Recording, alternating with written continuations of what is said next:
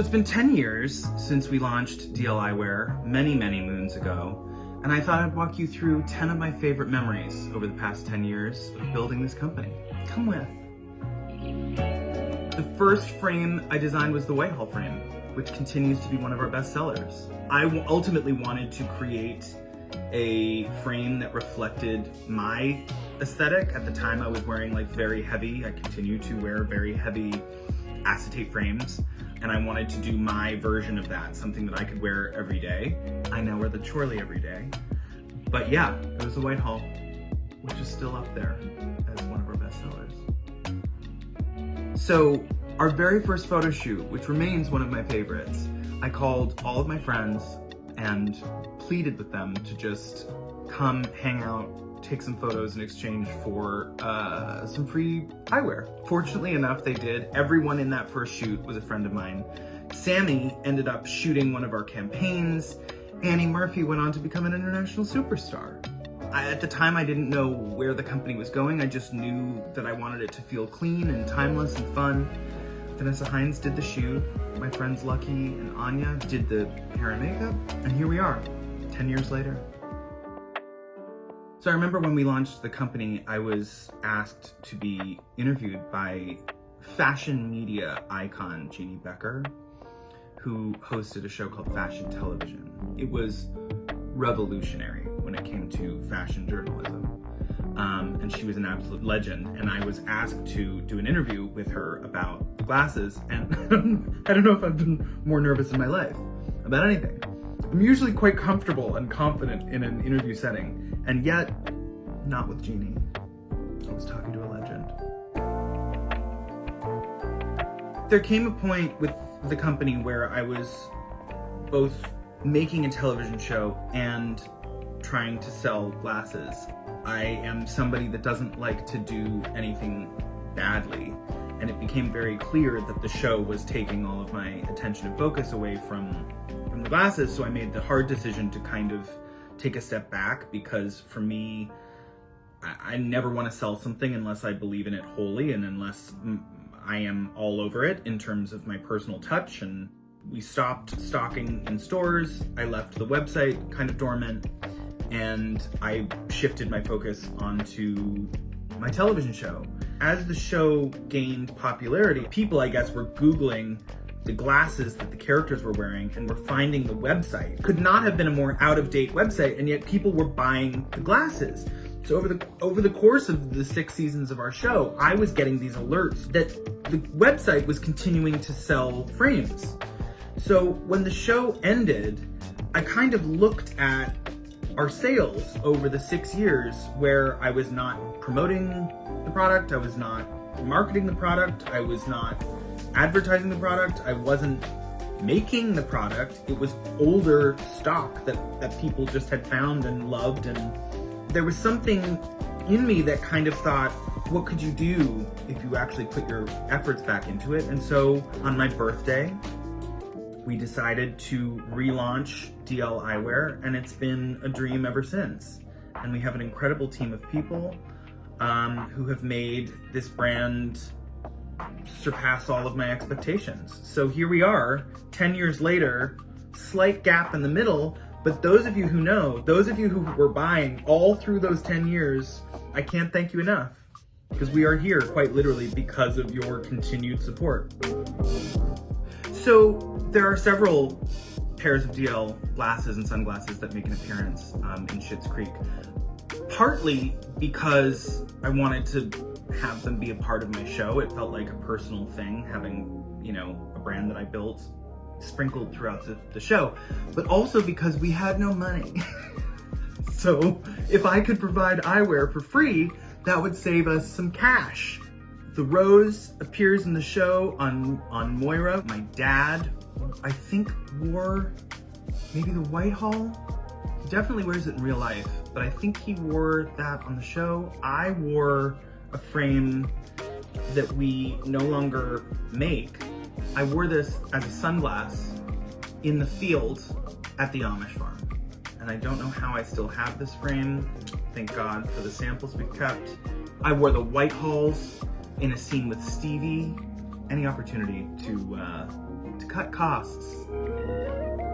I had seen a sample that we had made, the very first sample of Highland, and I was attending the Emmys. Well, I was not attending the Emmys, I was sitting in a tent watching them with a person in a hazmat suit many feet away. I knew that that was the frame that I wanted to wear with this amazing Tom Brown kilt suit that they had made for me.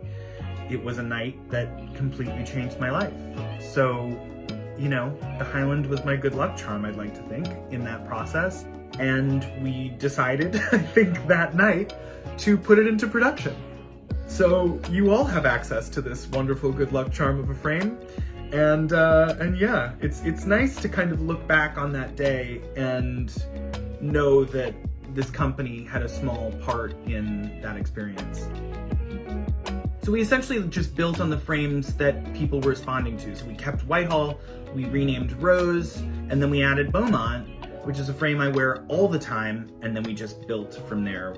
I had fallen deeply in love with the photographer Danielle Levitt, who shot our season 6 campaign.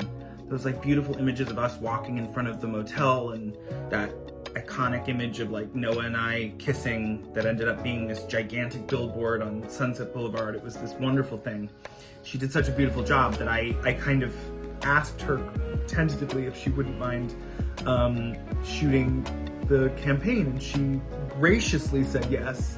And it was just a lovely campaign. Again, spoke to everything the brand is. There's a timelessness to it, there's an energy to it, and it had Danielle's humor and lust for life, and I just loved the images, and I feel like she brought out the best in everyone she shot. We started playing with the idea of like introducing slightly more higher impact frames. The introduction of maraschino, for example, when you're designing these frames, when you're discussing how far can we take it, maraschino was kind of the like dark horse that we thought, well, let's just make a few, 100 red sunglasses or optical frames and see what happens. And like, I feel like it launched and then they were gone. And as a company, that's a really wonderful thing to see, because you think, okay, color is something that people clearly are responding to.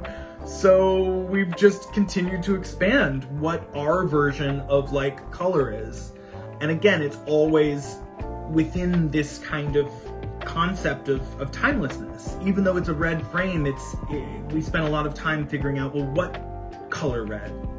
And if it's a blue frame, what color blue? How can these colors stay in your collection for many years to come and not just feel like kind of a flash in the pan? For us, it's always, okay, if we're gonna go down that path, how can we personalize it in a way that speaks to us and also is designed in a way that you won't get sick of it? But it's been amazing to see all the reactions to the different colors that we put out. And I only wish that you were able to see the conversations that went into selecting these colors. The like, is it this red or this red or this red or this red? Is it this blue or that green? Or do we do a blue and a green? Do we do a turquoise?